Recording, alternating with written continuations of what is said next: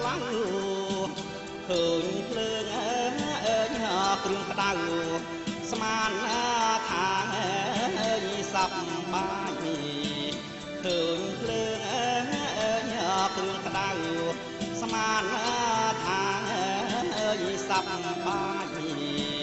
មិនគិតអើយភ្លើងឆេះអាយរលាយអរូបកាយ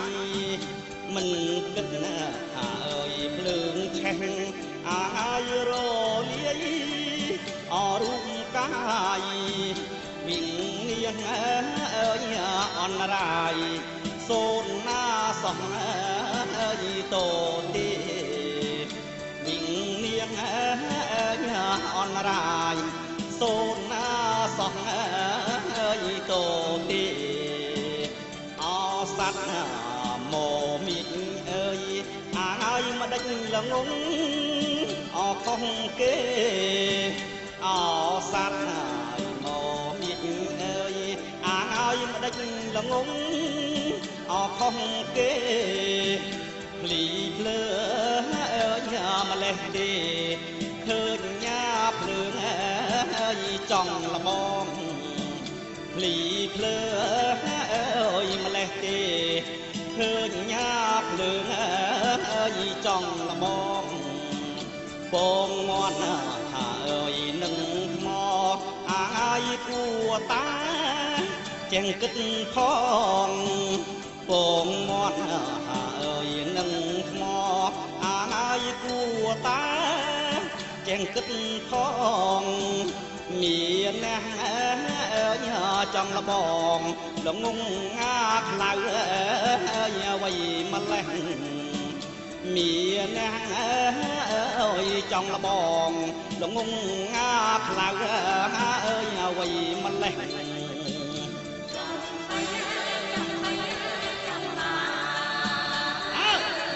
អញជាអ្នកចាប់យកខ្លួនឯងឥឡូវតើឯងហ៊ានធ្វើអីអញ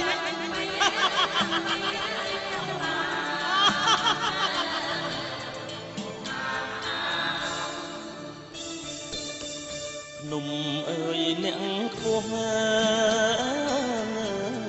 អ្នកគង់ផុតគេនំអើយអ្នកខ្ពស់អ្នកគង់ផុតគេពូជភ្នំព្រះសម្មាតែទៀបជាងស្មៅពូជភ្នំព្រះសម្មា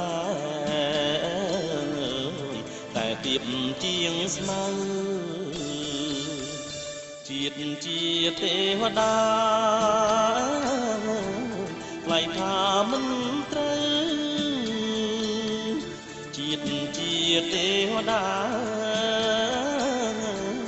ថ្លៃថាមិនត្រូវមកបែជាខ្លៅខ្លៅលឹងដេរឆានមកបែជាខ្លៅខ្លៅលឹងដេរឆានយើអាម៉ាំងភើងចិត្តចោសាមានយើអាម៉ាំងភើងចិត្តចោសាមានហ៊ានឌីលយើងដេរខាន